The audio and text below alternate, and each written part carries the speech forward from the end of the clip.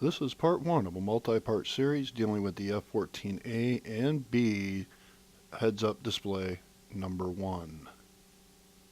If you have any questions about this, please feel free to ask and I will answer them to the best of my ability.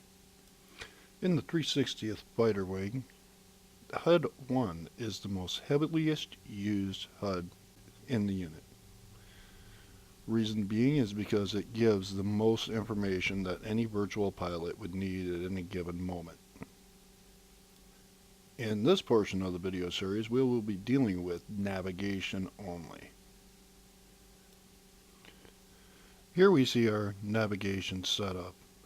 Navigation indicated by where it says NAV at the bottom center of the screen, and also the lack of weapons details.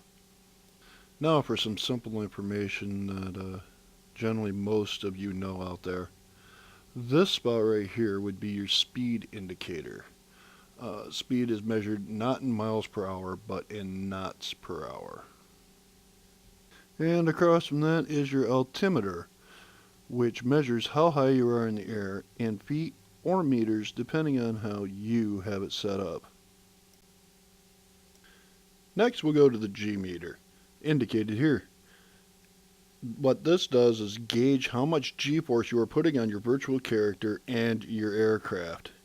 If you were to put too many G's on your virtual character, the blood would pull away, and this is called a graying out or blacking out of your screen.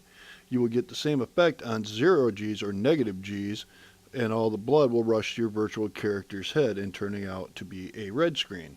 Too much of either can lead to damage to your aircraft and the needing to land a repair or the restart of your engines. The next item would be the Mach gauge indicated here.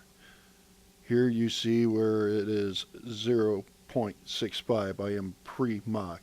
If you were to go above Mach, there would be a 1 where the 0 is. On a side note, upon approaching Mach, which would be 0.6 or 0.95, you would note that your controller starts to shake, and that tells you you're approaching Mach speeds. Now above that would be your angle of attack. Now that's not referring to other aircraft, that is referring to airflow around your wing, and seeing how I am not a real life pilot, I don't know much about that. I will leave a link in the more information section of this video to Wikipedia that'll help explain that a little better. The next item I'd like to talk about is the heading indicator. This shows the heading of your aircraft as an angle between 0 to 359 degrees, 0 being north and 180 being south. So this can also be used as a compass. Next is the velocity vector indicated by this little guy. This indicates where you are aiming your aircraft. Next is the elevation indicator. This is depicted by 5-degree increments marked on the left side. The solid lines would indicate climbing or ascending elevations, while the broken lines are descending elevations.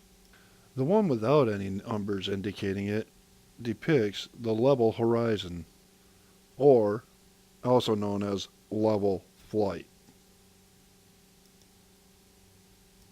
The last thing I'd like to talk about in this video is this item right here. This is the thrust indicator.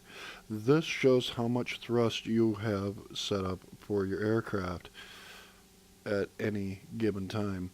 Note that the lower the thrust you want, the closer to the bottom of the screen or bottom of the HUD the triangle falls. But once you get into so high to where it is one triangle laid over the other, you are now in your afterburners and you have them turned on. This will be the ending of this tutorial. Once again, if you have any questions, please feel free to ask. If I cannot answer them myself, I will find you a person who can. So I hope this helps you out with your gaming, and happy hunting, and see you in the skies.